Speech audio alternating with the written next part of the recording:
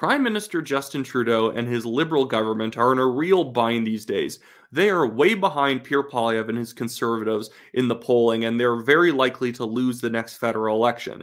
And in order to claw back voters, the Liberals think that they need to remind Canadians of all of the great things they've done over the past 9 years. The problem, Trudeau and the Liberals haven't done anything good in the past 9 years. They have no achievements, or at least achievements that you could actually describe as positive. And so now they've taken to just making things up, hoping that you're dumb enough to take their word for it, despite the fact that you live in material reality and you know that they're lying. And one thing that people are really mocking Justin Trudeau for yesterday is his claim that he's cut your cell phone bill in half since 2019. This is his actual post on X on his personal account. He says, "We've cut the cost of cell phone plans in half since 2019, in part by increasing competition."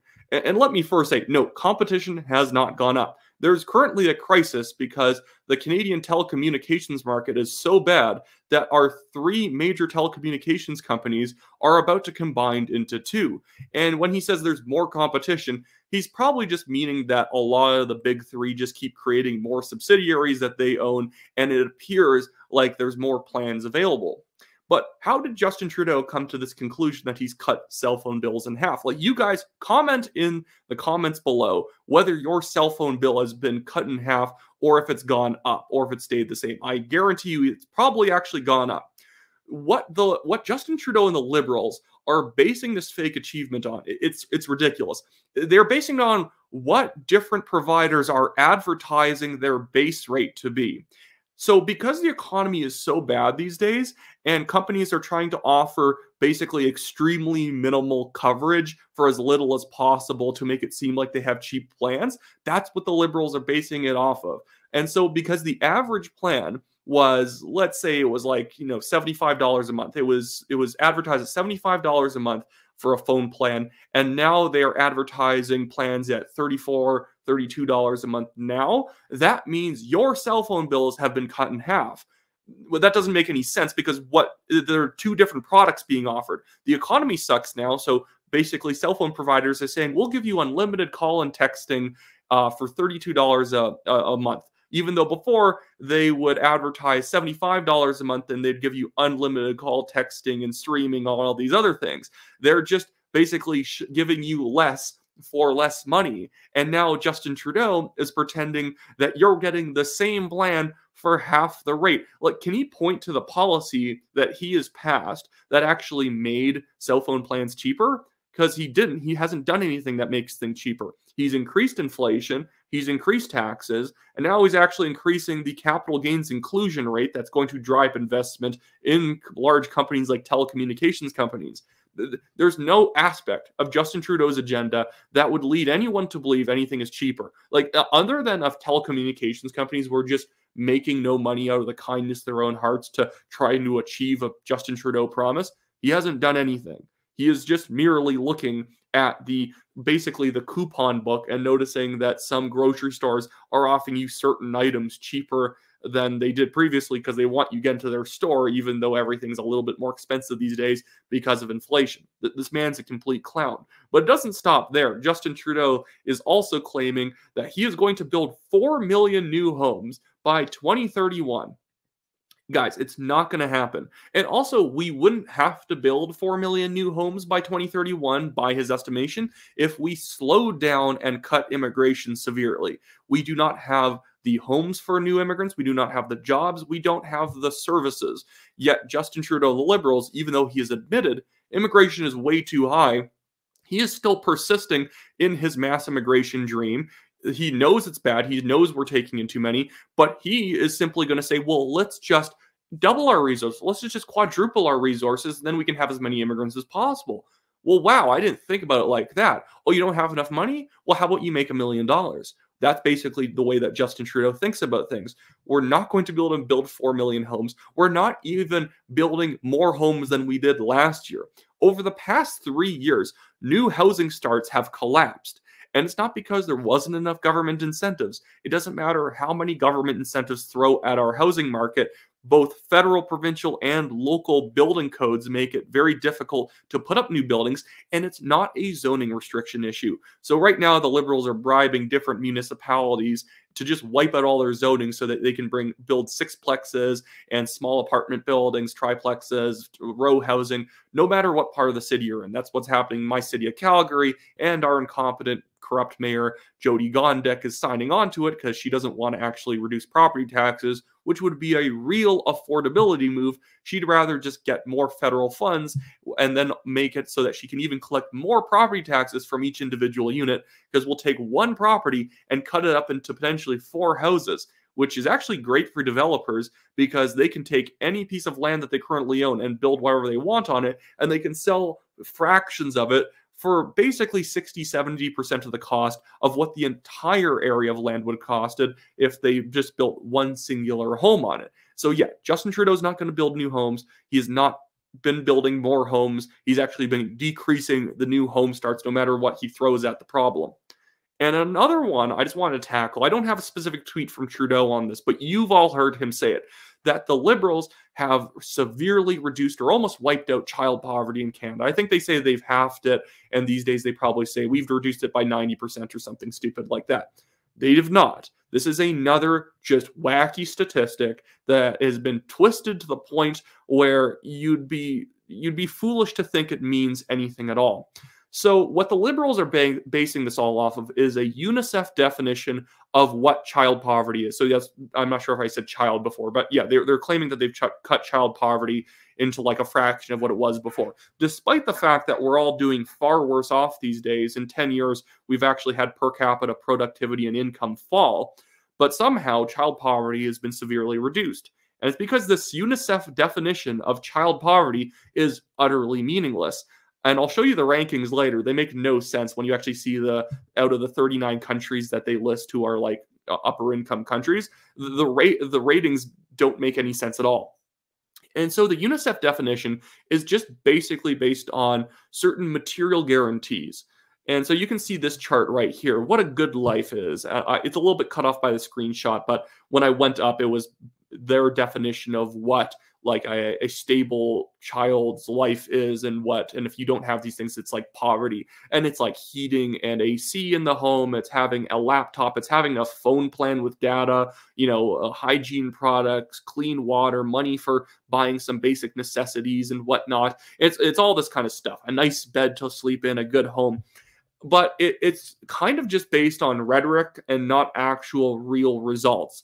And so if you're a country that just provides all this stuff for free and a family doesn't have to go get it themselves, then you've by definition wiped out child poverty, because you have declared child poverty is not a thing, and now you no longer have child poverty because there are programs available where the government will give kids free phones and data. They will give homes free heating systems if you're in a certain low standard of living. But Canada, despite our standard of living going down, somehow child poverty has also gone down. It hasn't. It's just the definition is really warped. So you can be in a very poor country and you could technically have 0% child poverty based on what UNICEF's saying, even if the median income was only like $13,000. And so this is the top 26. It goes down to 39. And I'll tell you what the third lowest is because it's hilarious.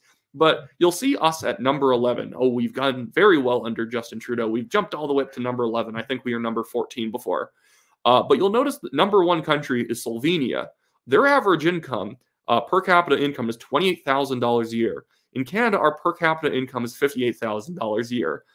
Somehow, also Latvia is very high up there, and Estonia, and Lithuania, and Czechia.